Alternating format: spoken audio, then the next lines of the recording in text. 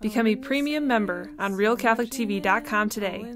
Not only will you learn about the one true faith, just think of all the new friends you'll make.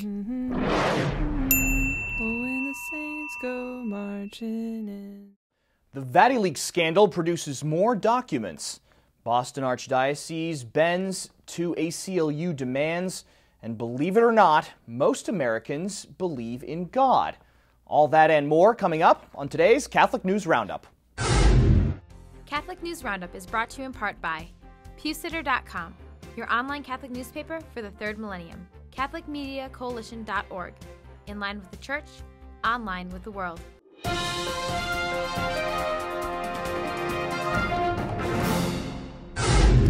Hello and welcome to today's edition of Catholic News Roundup. I'm Matthew McAuliffe. Vatican leaks continue. More documents have been revealed in the ongoing scandal plaguing the Vatican. La Repubblica, a trusted Italian newspaper, published 3 new documents on Sunday, received anonymously after the recent arrest of the Pope's butler.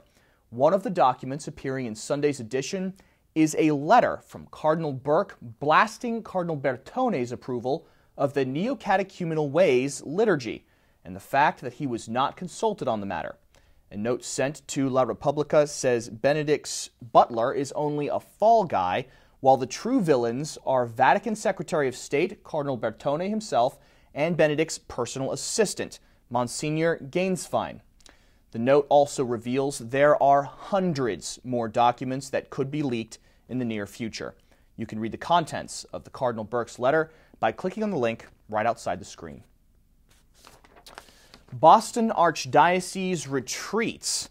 The American Civil Liberties Union is calling it a violation of the First Amendment for the Catholic Church to keep property it sells from being used for immoral purposes by the buyer.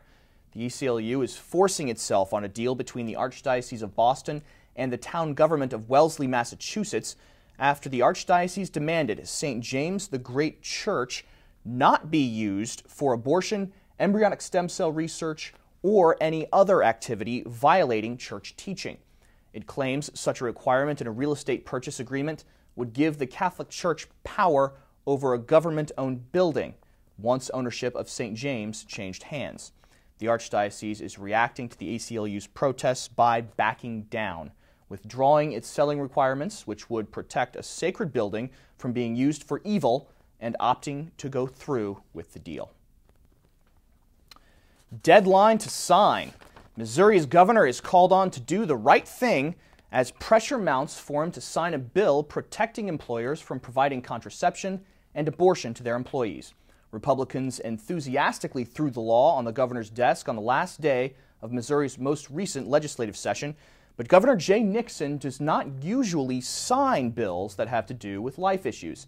The governor has avoided confrontation over abortion and other life issues before by letting pro-life laws sit on his desk without vetoing or passing them himself, leaving them to become law without his signature. Governor Nixon's deadline to sign this law is July 14th. Stay with us. We'll be back in just a few seconds. Catholic News Roundup is brought to you in part by NewOxfordReview.org, the voice of Catholic Orthodoxy, in print and on the web, and RenewAmerica.com, expanding the influence of America's grassroots in the cause of freedom. Obama's broken promises. Black pastors in America are excoriating Obama and demanding he meet with them after his recent endorsement of same-sex marriage.